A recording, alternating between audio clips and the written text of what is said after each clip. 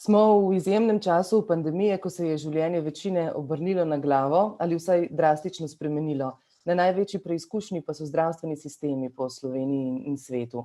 Kako se s pandemijo spopadajo družinski zdravniki? Sedaj sprašujem dr. Primoža Kusa iz ambulante družinske medicine KUS.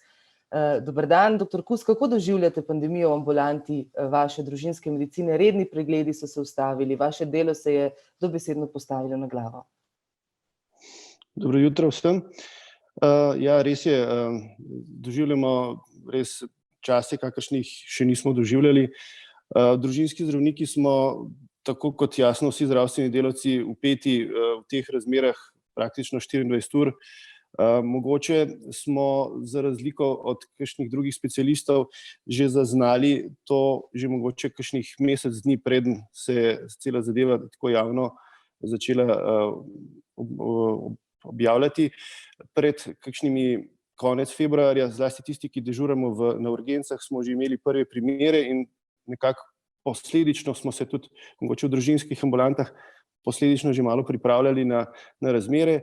Jasno, stvari so se spremenile, ne gledamo pacientov, imamo dostopnost linij večjo, telefonske linije, internet. V nekaterih ambulantah seveda je bilo to lažje dosegljivo, ker smo se že paciente že prej imeli na ta sistem pripravljene. V nekaterih je to trajalo, zlasti po razglasitvi epidemije. To smo videli, ker tisti, ki delamo na različnih linijah in na urgenci, smo to zaznali, to stisko pacientov, zlasti v prvem tednu bila kar velika, ker je bila dostopnost slabša. To se je pokazalo čist pri osnovnih zadevah, kot so recepti, vprašanja v zvezi s tem. Zdaj mislim, da se zadeve počasi umirjajo, kar se tiče teh, recimo rečemo, ustaljenih dostopov do zdravnika.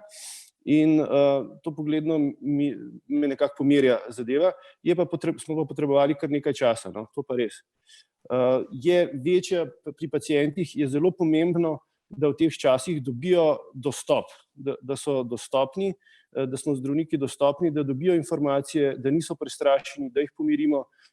To je v teh primerih ključno in če smo, potem mislim, da tudi zadevo jemljejo resno, odgovorno in se zadeva premika, tako kot vidimo, uspešno. Kako pa se vaši pacienti odzivajo na te razmere? So po večini zaskrbljeni? Kako resno jemljajo pandemijo? Ravno tako, ravno to je vprašanje, ki se mi zdi, da je povezano s prvim. Če si vzamemo čas, če smo dostopni, če jim lahko razložimo, kaj je ta virus, kako, ker tudi v javnosti sedaj vidimo, da dobijo veliko informacij, pa vse družinski zdravniki so tisti, ki jim pacienti največ zaupajo in ki dobijo nekako največ informacij in najhitreje. Če dobijo to informacijo, če mu lahko še mi razložimo, kako se naj ugibajo, kako naj se zavarujejo, kaj je pomembno, kakšni so ti prvi simptomi, kako morajo odreagirati, če se nekaj zgodi.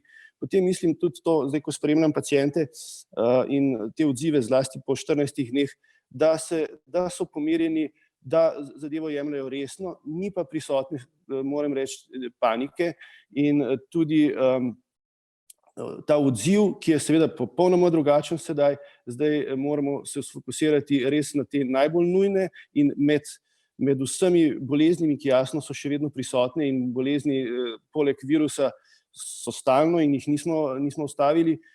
Te bolezni je največji izziv, ker moramo sedaj to seveda pravočasno in pravilno prepoznati in jih ne pustiti v vrsti čakati. In pacienti, če dobijo ta občutek, da smo na voljo in da se jim ne bo nič hudega zgodilo, potem mislim, da so tudi oni pomirjeni. In ta občutek mislim, da se zdaj zopet prihaja. Za katere paciente pa vas kot zdravnika najbolj skrbi, da jih vse te novosti, spremenjene osnovne življenjske navade in tudi vse splošno prisotna skrb najbolj obremenjujejo? Ja, jasno, najprej bi pomislili na najstarejše in najbolj ranljivo populacijo. Vendar mogoče ravno na začetku, kjer se je ta prvih 14 dni, ko se je začela ta epidemija, pa populacija, kot je mlajša, ta aktivna populacija, so vsi mogoče vzeli, saj moj občutek je malo prelahko. In sem mislil, ja, to bo 14 dni, 3 tedne in se bo vse vrnilo v svoje smernice. Starejši, mogoče tudi izkušeni iz prejšnjih, mogoče še kakšni živeči, ki so dali kakšne vojne razmere za sabo, so nekako bolj resno zadevo vzeli in so se nekako bolj pripravili. In trenutno vidim problem v generaciji, ki je recimo mlajša, tam nekje od 20 do 30 let, ker niso nekako navajeni biti doma, niso navajeni, čeprav so te sodobne omrežja in Facebooki in vse podobno, niso navajeni take načine komunikacije in mislim, da se tukaj pojavlja zdaj problem tudi pri vseh ostalih deležnikih, tako pri socialnih delavcih, tako kot pri psihologih in ostalih, ker v naslednjih tednih bodo prišli te izzivi, ko bomo morali razlagati, zakaj je to in kako jih pomiriti, poleg vseh ostalih bolezni. Jasno, pri starejši populaciji je pa bil na začetku pa vmes predvsem problem dostopnosti. Ali bodo dobili zdravila, ali bodo dobili odgovor od svojega zdravnika. To mislim pa, da je zdaj, ko smo že naredili mrežo, kako tudi dostopati in so se uporabljale te korona ambulante, ko so se v zdravstveni domovi tudi že organizirali, ko imajo več telefonskih linij, to mislim, da zdaj ne bi smel tudi pri starejši populaciji več biti problem. In ni samo problem ta komunikacija preko interneta, saj telefonske linije in vse ostalo je, ne? Tako da to mislim, da je ta glavni problem. Omenili ste že, da je informiranost izjemnega pomena. S katerimi vprašanji pa se še vedno obračajo pacienti na vas? Je dovolj teh splošnih informacij v javnosti, so dovolj jasne za osnovno zaščito? Potem govorim, da se še vedno pojavljajo vprašanja, kako se vendarle najbolje zaščititi pri nakupovanju, ali so maske domače izdelave primerna zaščita, za kakšne primere so to primerna zaščita. Imamo dovolj teh osnovnih informacij? Jaz mislim, da jih imamo, nikoli pa seveda ni tega preveč.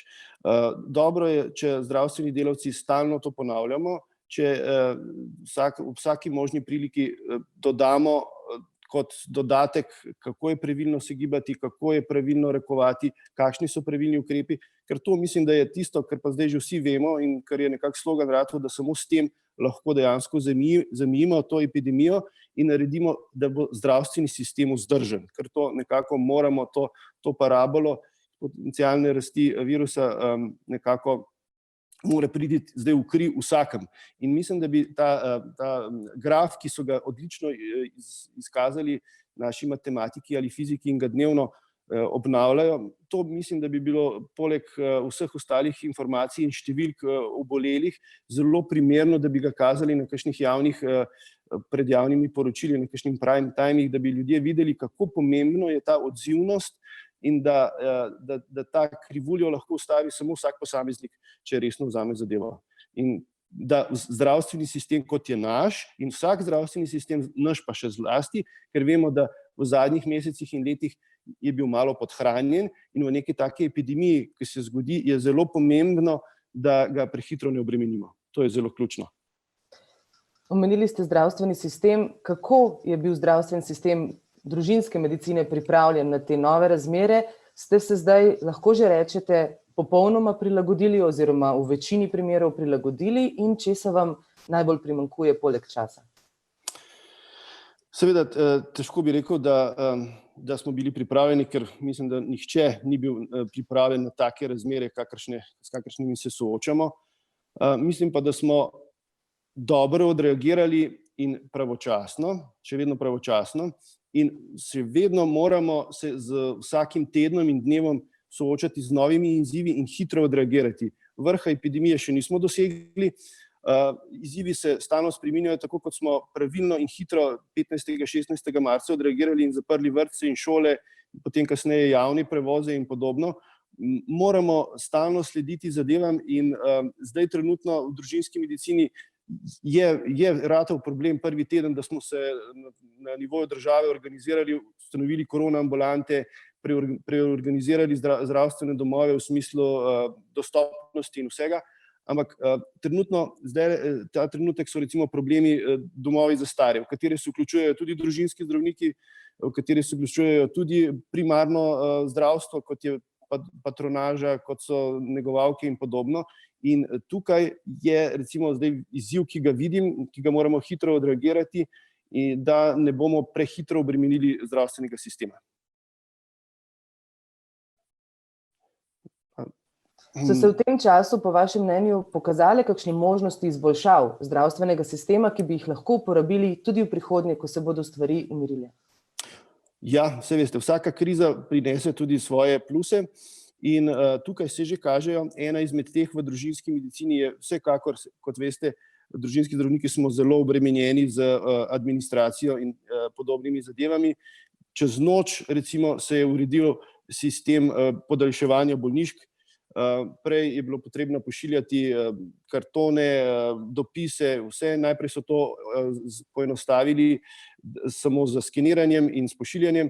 No, s 25. marcem smo družinski zdravniki dobili pooblastila, jasno, odgovorno, v skladu z vsemi smernicami, ki veljajo, da lahko bolniško imamo pooblastila, da bolniške lahko podaljšujemo do 1 leta. Jasno, to ne velja, da bi bilo tudi v normalnih razmerah, ampak govorim, da se da z nekim dogovorom stvari poenostaviti. Podobno je recimo srečo imamo, da smo pred mesecem dni uvedli e-bolniško, da ne predstavljam si, kako bi to sedaj v teh razmerah izgledalo, če bi imeli še papirnate in skenirane bolniške, ko imamo veliko pacientov na bolniški. Poleg tega pa se mi zdi, da je pomembno tudi, zelo pomembna zadeva, ki se je sedaj pokazala, je komunikacija z specialisti in sekundarno in terciarno nivojem. To se je sicer že začelo dogajati z uvedbo te e-komunikacije in e-sistema, vendar v teh kriznih razmerah so tudi kolegi sami pristopili, odprli linije, tudi, ne vem, sprostili svoje osebne telefone, nekateri med kolegi, da lahko komuniciramo. To mislim, da je v svetu praksa že dolgo časa in to smo tudi družinski zdravniki pogrešali in v tej epidemiji je to sigurno ena izmed plusov, da se še ta pritok informacij hitreje poteka, kar je ključnega pomena sedaj, ko moramo vsakega pacienta naročiti k specialistu. Upam, da bo to ostalo še naprej. Želimo si, da bi to ostalo, da bi bila to dobra praksa tudi v prihodnje. Dr. Kus, hvala, ostanite z veliko energije še naprej in ostanite zdravi. Hvala tudi vam, ostanite zdravi, ostanite doma, če lahko.